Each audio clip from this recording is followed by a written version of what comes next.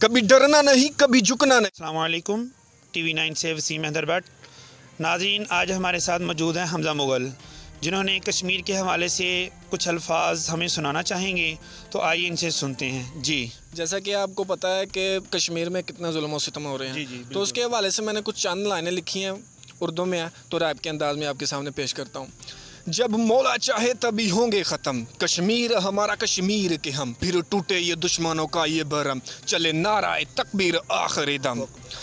کبھی ڈرنا نہیں کبھی جھکنا نہیں، ایسے پاک ایمان پہ کھڑے ہیں ہم ہوش سے کھڑے، ہم جوش سے بڑے، یہ جوش نہ ہوگا کبھی بیٹے کم، دل لے رہی ہے دل بیٹے فنش اب چل، ہم آگ کے شعلے بیٹے ڈھونڈے اب بل، اب جو بھی میں بولوں تم کرو گے غور، کیونکہ بیٹا یہاں سبھی مچور، پر اب نہ ہوگا کوئی ظلم و جبر، نہ ہی ہوں گے تباہ اب کسی کے گھر، بیکاز دا انیمی ہائز بروکن زور۔